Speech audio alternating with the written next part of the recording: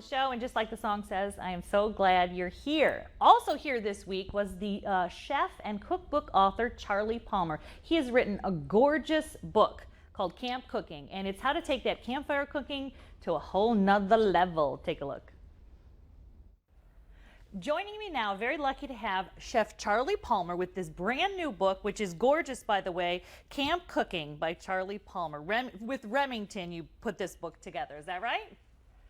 Absolutely. How are you, Rebecca? I'm doing great, and we were saying, regardless of what these taste like, this book is beautiful. It's just, the pictures in here are gorgeous, and this is all camp cooking, and it's amped up in a way I can't believe.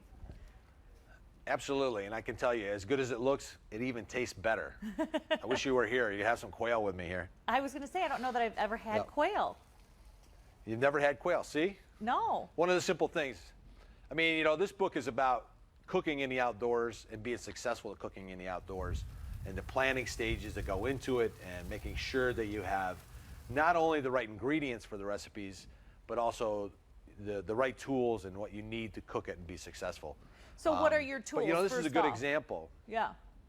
Well, you know, making sure that, you know, first of all, if you're building a fire, if you're really, you know, hardcore camping, you're building a fire out there in the wilderness, making sure you build the fire in the right place. Thinking about how the wind blows, thinking about what's going to happen if the fire gets a little out of hand, you know, and the safety things that go along with it. But as far as the food is concerned, you know, it's really, you know, the recipes in the book are really simple. You know, they're really straightforward things. And, you know, when people think about camp cooking and that kind of thing, it's the usual hamburgers and hot dogs and that kind of thing. But, you know, grilling quail is as easy as grilling a hamburger, you know? But what we got here today, we're doing a little spatchcock quail. So we just opened it up, taking the backbone out, marinated it just overnight.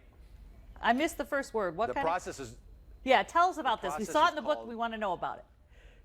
Okay. It's the spatchcocked is the process that we do, which is basically cutting the bird backbone out and then taking the breastbone out and pulling it out, which flattens it out, nice meaty quail, and then we go right onto the grill, as you can see here, marinated just in some shallots, garlic, and a little bit of olive oil and lemon juice. But it's really simple. 4 to 5 minutes on a side, you get a nice crispy outside on it, nice and juicy inside like that. And then we just take a little squeeze of fresh lemon over top. You know, and I always say that, you know, quail and duck, you know, the flavor per ounce is just amazing. You know, it just has an amazing flavor. And it's something, like you said, you've never tasted before. It's a mild flavor. It's not real gamey. We're serving it today. We do a little ragu of white beans cooked down in a Dutch oven, which is one of my favorite things to cook in, you know, when you're outside. I was going to say, that's one of the tools you recommend is the Dutch oven outside. Absolutely. Because a Dutch oven, whether you're cooking on a grill, you know, can certainly go right on the grill with the heat sources there, or it can go right into the coals. You know, when you have a campfire that's burned down with a nice bed of coals, you can put that right into the coals. And, you know, I mean, I always love to cook in Dutch ovens because they're usually one-pot dishes, and you got one pot to wash when you're done. You know? We like that idea. Well, yeah, we all don't want to, you know, we all hate washing the pots, right? So this is a chickpea stew that, again, is all cooked together. So chickpeas that are cooked down with onions, garlic, a little bit of peppers and tomato, nice and creamy, and then eggs that are just popped right on top and poached straight into the stew. Oh, that looks beautiful. You know, a little unusual breakfast idea. A little bit different than the normal bacon and eggs, but nice and hearty. You know, people wake up in the morning when you're camping, you're always hungry, no matter where you are. How much planning goes into your camping trip, though, in terms of making I mean, really, you would recommend, if we're going to go on a camping trip this summer, now's our time, summer's vacation starting, would you take a couple of recipes from this book, you know, go to the grocery store, know that what you need, I mean, talk about the planning. You got to make some plans to do these. Yeah, planning and preparation. I mean, I think, you know, that's a mistake people make. They don't really read the recipe before they try to make it, you know. So read the recipe, make a list of ingredients you need to get. A lot of times some of this stuff can be done at home too, where it's a lot easier to do. For instance, like dicing onions or even caramelizing onions, you know. You can do that at home, put it in a Ziploc bag, put it in your ice chest, and when you get there, it's all ready to go. Whether it's, you know, you're going to saute the onions in a pan and start a dish. So that kind of thing. Marinating anything, you know, doing it at home, again, putting it in a Ziploc bag or a seal-tight container or something, then it's all ready to go on the grill, you know, or in a pan, whatever you're cooking. You know, so just a lot of it's common sense, but it's planning, you know. You also have a really nice section on desserts too, and I heard you. I love the recipe. This is the one I want to try today, which is the peaches on the grill. Look so good. Yes. Talk about that recipe, developing that recipe a little bit. Oh, is that it? Well, I love grilled fruit, you know, especially when it's really ripe. You know, we think in the summer, you know, like ripe fruit and, you know, all this stuff. Like today we got some pineapple, you know, that we take the pineapple, peel it, marinate it in a little bit of rum and brown sugar.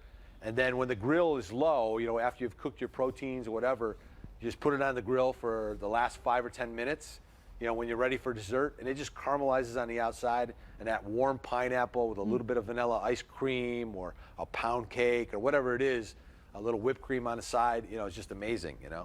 Hot fruit. But same thing with the peaches, you know, the peaches, just grilling them, you know, flesh cut side down, and then starting, you know, and then flipping them over and just letting them really like cook from the skin side in. It's great because that warm grilled peaches, you know, that caramelized the natural sugars are just amazing. You really take grilling though to the next level with these recipes. There's two things I noticed though. You have different ingredients, but there's not so many ingredients that it's intimidating. You make it fairly straightforward.